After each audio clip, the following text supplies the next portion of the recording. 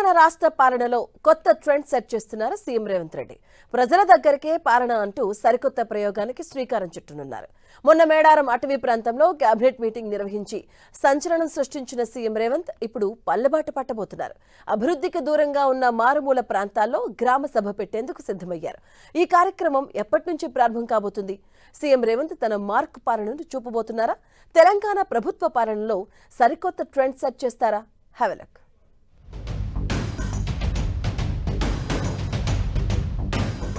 తెలంగాణ రాష్ట్ర పరిపాలనలో తన ప్రత్యేకత ఏంటో చాటుకునేందుకు మరోసారి సిద్ధమయ్యారు సీఎం రేవంత్ రెడ్డి.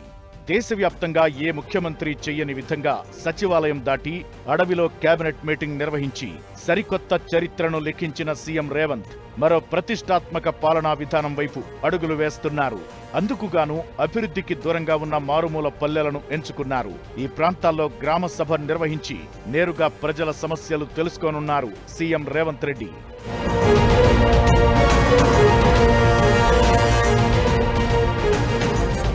ఈ కార్యక్రమం ప్రారంభానికి ఏప్రిల్ 3న ముహూర్తం ఫిక్స్ చేసింది తెలంగాణ ప్రభుత్వం. ఆసిఫాబాద్ జిల్లాలోని ఓ మారుమూల ప్రాంతంలో గ్రామ సభ నిర్వహించనుంది రేవంత్ సర్కార్. ఆ గ్రామ సభకు ఆ ఊరి ప్రజలను తప్ప ఇతరులను అనుమతించరు.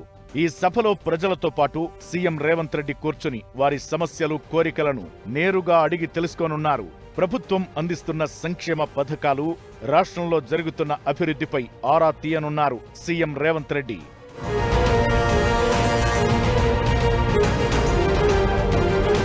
మొత్తానికి తెలంగాణ సీఎం రేవంత్ రెడ్డి తన పాలనలో కొత్త ఒరవడితో దూసుకుపోతున్నారు.